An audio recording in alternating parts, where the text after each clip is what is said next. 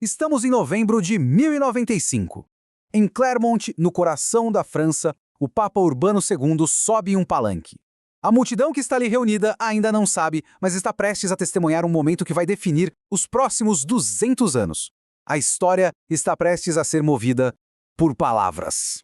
Naquele dia, ele fez um discurso do qual não sobreviveu nenhuma versão original. O que nós temos são apenas 4 relatos e todos eles foram escritos décadas depois por pessoas que diziam estar lá. E o mais curioso é que todos são diferentes em detalhes cruciais. Ou seja, começamos com um mistério. O que exatamente foi dito naquele dia para desencadear 200 anos de guerra? Bem, o que se seguiu àquele discurso foi um dos fenômenos mais extraordinários e complexos de toda a história medieval. Uma série de expedições militares, peregrinações armadas e confrontos que simplesmente redefiniram o mundo. Esta é a história das Cruzadas. Nesta nossa análise, vamos seguir a cronologia desses eventos. Começaremos com o chamado para a guerra, explorando o que tornou tudo aquilo possível. Depois, vamos mergulhar na brutalidade e no surpreendente triunfo da Primeira Cruzada. Vamos investigar como era a vida nos estados latinos do Oriente, a ascensão do lendário Saladino e, por fim, a queda dos reinos cruzados e o legado complexo que eles nos deixaram. Para entender as cruzadas, primeiro é preciso entender o mundo que as gerou. A Europa de 1095 não era um continente parado no tempo. Pelo contrário, era uma sociedade em profunda transformação, cheia de tensões e energias que precisavam de uma válvula de escape. Pense no cenário. A Europa Ocidental passava por uma grande expansão demográfica. A Igreja Católica, bem mais forte depois da chamada Reforma Gregoriana, tinha centralizado o poder no papado e se tornado uma instituição muito mais ambiciosa. E havia a cavalaria, a elite guerreira da Europa feudal, que era um problema crônico. Eram cavaleiros treinados para lutar que, em tempos de paz, muitas vezes acabavam usando sua violência dentro das próprias fronteiras cristãs. Mas a grande pergunta é, por que tantos responderam a esse chamado? O historiador Jonathan Riley Smith, da Universidade de Cambridge, revolucionou essa questão. A pesquisa dele se afastou das explicações mais antigas, que focavam em economia, para se concentrar no que os próprios cruzados diziam e faziam.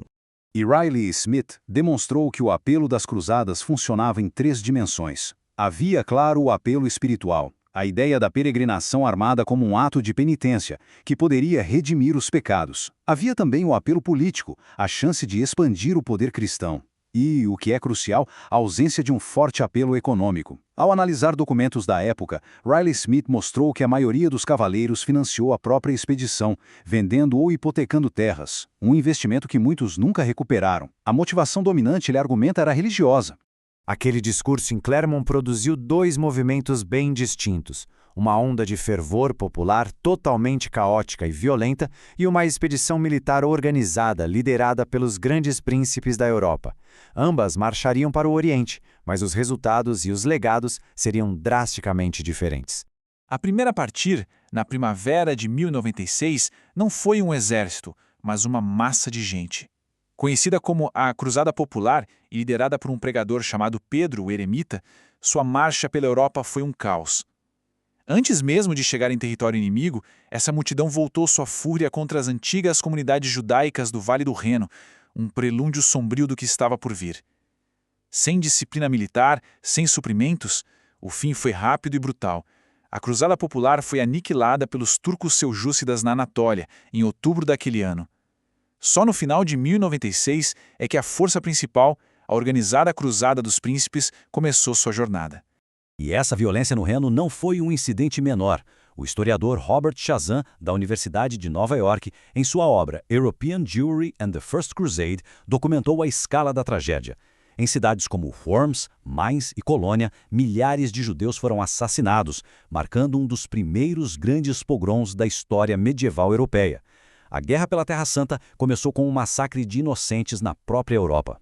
3 anos depois, em 15 de julho de 1099, a Cruzada dos Príncipes finalmente conseguiu romper as muralhas de Jerusalém. O que se seguiu foi um banho de sangue. Com base em análises demográficas, o historiador Thomas Asbridge estima que entre 10.000 e 30.000 habitantes da cidade, muçulmanos e judeus, foram mortos nos dias seguintes à conquista. As próprias fontes cristãs da época não escondem o horror. O cronista cruzado Raimundo de Aguerles, que foi uma testemunha ocular, escreveu que os cavaleiros andavam pelo Templo de Salomão, Hoje, a esplanada das mesquitas, com sangue até os tornozelos. A comunidade judaica que tinha se refugiado na grande sinagoga foi queimada viva lá dentro. A conquista de Jerusalém levou à criação de 4 estados cristãos no Levante. A imagem popular que a gente tem é a de um conflito sem fim, mas a realidade no dia a dia, ao longo de quase 200 anos, foi muito mais complexa e, de certa forma, até inesperada. A historiadora Carol Hillenbrand, da Universidade de Edimburgo, em sua obra fundamental The Crusades: Islamic Perspectives, desafia essa narrativa simplista de um choque de civilizações. Ela documentou como, nos períodos entre as grandes guerras, a vida no Oriente Latino era marcado por uma intensa interação. O conflito militar, claro, era uma constante, mas não era a única realidade. Havia um comércio intenso entre os reinos cristãos e seus vizinhos muçulmanos. Havia intercâmbio cultural em áreas como ciência e arte. E talvez o mais surpreendente, existiam alianças militares pragmáticas, com senhores cristãos e emires muçulmanos se unindo contra inimigos em comum, fossem eles cristãos ou muçulmanos. Por quase um século, os Estados Cruzados sobreviveram, mas a ascensão de um novo líder no mundo islâmico mudaria drasticamente o equilíbrio de poder. E uma nova cruzada, convocada para defender a Terra Santa, acabaria atraindo o próprio ideal que a inspirou. No dia 4 de julho de 1187, Saladino Yusuf ibn Ayyub, que o Ocidente conhece como Saladino, executou uma manobra militar brilhante. Na Batalha de Hattin, ele atraiu o principal exército do Reino de Jerusalém para um terreno árido, no auge do verão. Depois, cortou o acesso deles à única fonte de água por perto. E então, atacou as forças exaustas e desidratadas. Foi uma aniquilação. A espinha dorsal do poder militar cruzado foi quebrada em um único dia. Poucos meses depois, em outubro de 1187, Saladino chegou aos portões de Jerusalém. E o contraste com a conquista cristã de 1099 não poderia ser maior. Onde os cruzados tinham massacrado a população, Saladino negociou uma rendição. Ele permitiu que os habitantes cristãos comprassem sua liberdade e deixassem a cidade em segurança. Uma diferença notada e documentada pelas próprias fontes da época. A resposta do Ocidente à queda de Jerusalém foi a Quarta Cruzada, só que ela se desviaria de seu propósito de uma forma inacreditável. A expedição partiu em 1202 para atacar o Egito, mas acabou ficando endividada com Veneza, que financiava a empreitada. Para pagar a dívida, os cruzados foram convencidos a atacar Zara, uma cidade cristã. O Papa Inocêncio III, horrorizado, excomungou toda a cruzada. Mas, ignorando o Papa, eles seguiram em frente e, em 1204, chegaram a Constantinopla. Lá, envolvidos em uma disputa política local, eles acabaram sitiando, tomando e saqueando a maior e mais rica cidade cristã do mundo. O cronista bizantino Niketas Choneates, que testemunhou a pilhagem, escreveu um lamento que ainda ressoa. Ó cidade, cidade, olho de todas as cidades, onde estão agora teus ornamentos? Onde estão agora tua beleza e tua graça? O Império Bizantino nunca se recuperou totalmente. Uma expedição que deveria libertar Jerusalém acabou destruindo o maior estado cristão do mundo. As cruzadas continuariam por mais quase um século. Mas o golpe em Constantinopla e a ascensão de novas potências no Oriente selaram o seu destino. O fim formal veio em 1291, com a queda de Acre, o último bastião cristão no Levante. Mas o debate sobre o significado e o legado de tudo isso, bom, esse continua até hoje. Duas grandes escolas de pensamento dominam a interpretação histórica. De um lado, historiadores que seguem a tradição de Jonathan Riley Smith defendem que as cruzadas devem ser entendidas dentro de seu próprio tempo, como atos de fé genuínos.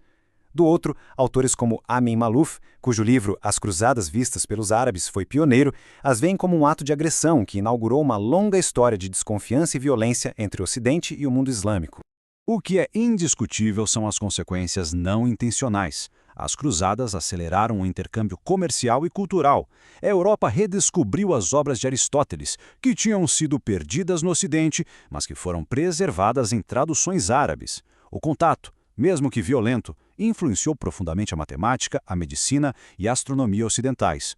O Mediterrâneo medieval se tornou, ao mesmo tempo, um espaço de guerra e de intensa troca.